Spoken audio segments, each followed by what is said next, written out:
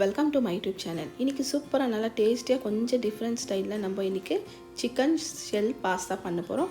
இது சிம்பிளாக ஈஸியாக தான் குயிக்காக பண்ணுற மாதிரி பாஸ்தாவை நம்ம பாயில் பண்ணிவிட்டு அப்புறமா சிக்கன் ஒரு கிரேவி பண்ணிவிட்டு சூப்பராக நல்லா டேஸ்டியாக பசங்கள்லாம் நல்லா விரும்பி சாப்பிடுவாங்க.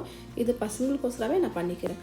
சூப்பராக வாங்க பார்க்கலாம். இதுக்கு தேவையான பொருள் என்னென்னு பாருங்கள். தேவையான பொருள் காமிச்சிடுறேன். ஒரு பெரிய சைஸ் டொமேட்டோ சின்ன சின்னதாக கட் பண்ணி எடுத்து வச்சுருக்கிறேன். 2 மீடியம் சைஸ் ஆனியனு சின்னதாக ஸ்லைஸாக கட் பண்ணி வச்சுருக்கிறேன். 3 க்ரீன் சில்லி, அப்புறமா ஒரு இன்ச் அளவு இஞ்சி, ஒரு 10 சோள பூண்டு, 10லேருந்து 12 வரைக்கும், அப்புறமா ஒரு 15 பீஸு காஜு. இது எல்லாமே நம்ம பேஸ்ட் பண்ண போகிறோம். அது கூடவே 3 ஏலக்காய், 4 லவங்கு, 1 இன்ச் அளவு பட்டை, ஒரு பெரிய இலாய்ச்சி கருப்புது, ஒரு 10 அளவு நம்ம பிளாக் பெப்பரு, அப்புறமா 1 டீஸ்பூன் அளவு சோம்பு. இது எல்லாமே சேர்த்துட்டு நம்ம பேஸ்ட் பண்ண போகிறோம். பாருங்கள், நம்ம இந்த பாஸ்தா தான் நம்ம சேர்க்க போகிறோம். அது தான் உங்களுக்கு காமிச்சேன்.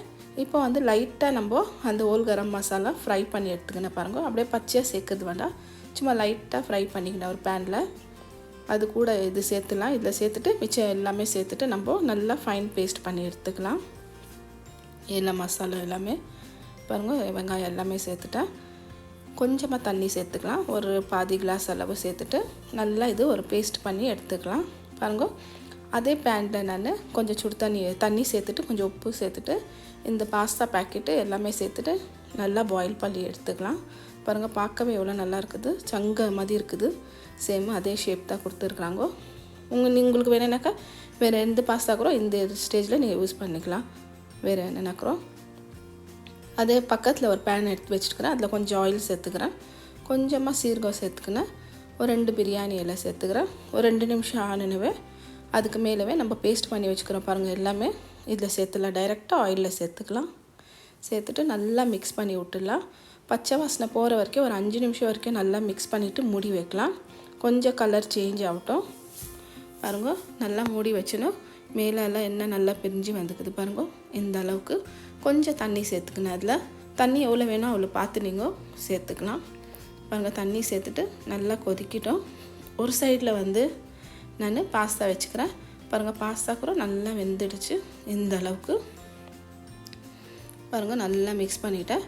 நல்லா சைஸ் கூட நல்லா பெருசாக ஆயிடுச்சு. பாருங்கள், இந்த சைடு நல்லா கொதிச்சோன்னா மசாலாங்க சேர்த்துக்கிறேன். 1 டீஸ்பூன் வந்து காஷ்மீரி சில்லி பவுடர், ஒரு 1/4 டீஸ்பூன் டர்மரிக் பவுடரு, அப்புறமா ஜீரா பவுடர் ஒரு 1/2 டீஸ்பூனு, கரம் மசாலா ஒரு 1/2 டீஸ்பூன். அவ்வளோதான் நம்ம மசாலா சேர்க்குது. காஷ்மீரி சில்லி பவுடர் கலருக்கு தான், ஏன்னா நம்ம ஆல்ரெடி இதில் பெப்பர் சேர்த்துருக்குறோம், அப்புறமா க்ரீன் சில்லி சேர்த்துருக்குறோம். அவ்வளோதான். நல்லா மிக்ஸ் பண்ணி விட்டுடலாம். சால்ட்டு கொஞ்சம் சேர்த்துக்கிறேன். சேர்த்துட்டு பாருங்கள், நல்லா மிக்ஸ் பண்ணி விட்டுக்கிறேன்.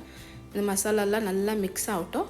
ஒரு 5 நிமிஷம் வரைக்கும் நல்லா மூடி வைக்கலாம். பச்சை வாசனை மசாலா இது போட்டோம். பாருங்கள், ஒரு 1/2 kg அளவு சிக்கன், போன்லெஸ் சிக்கன் எடுத்து வச்சுருக்கிறோம்.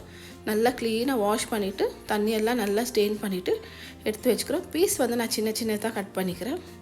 பாருங்கள், நல்லா கொதிச்சிச்சு. ஒரு 5 நிமிஷம்னா தண்ணி கூட பார்த்தெல்லாம் தெரியும், ஃபுல்லாக ட்ரை ஆகிடுச்சு. நிறையா வச்சுருந்த தண்ணி எல்லாமே கம்மியாயிடுச்சு. இப்போ இந்த சிக்கன் எல்லாம் இதில் சேர்த்துக்கலாம். சேர்த்துட்டு நல்லா மிக்ஸ் பண்ணி விட்டுடலாம். தண்ணி இப்போ சேர்க்குறது வேண்டாம். தண்ணி உங்களுக்கு வேணும்னா நீங்கள் சேர்த்துக்கலாம், இல்லாட்டி வேணாம். நம்ம திக்காக தான் கிரேவி பண்ணுறதுனால இப்படி தான். பாருங்கள், நல்லா மிக்ஸ் பண்ணி விட்டுட்டோம். ஒரு 5 நிமிஷம் வரைக்கும் நல்லா இது குக் ஆகட்டும், அப்புறமா பார்க்கலாம். பாருங்கள், ஒரு 5 நிமிஷம் வரைக்கும் நல்லா குக் ஆகிடுச்சு.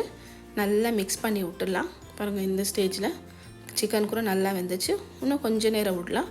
அதுக்கப்புறமா ஒரு 3 இல்லாட்டி ஒரு 2 க்ரீன் சில்லி அப்படியே சேர்த்துடலாம். ஃப்ளேவருக்கு நல்லா சூப்பராக நல்லா டேஸ்ட்டாக இருக்கும். நம்ம மூடி வச்சு பண்ணுறதுனால அதுலேயே ஸ்டீமெல்லாம் வந்து கொஞ்சம் தண்ணி ஆகிடுச்சு. தண்ணியை தான் நான் சேர்க்கவே இல்லை.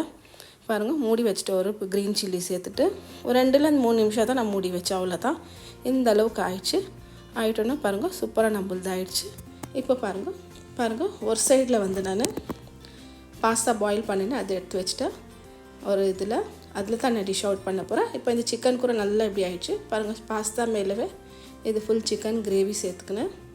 ஃபுல்லாக உங்களுக்கு எவ்வளோ தேவை இருக்குதோ நீங்கள் அவ்வளோ சேர்த்துக்கலாம்.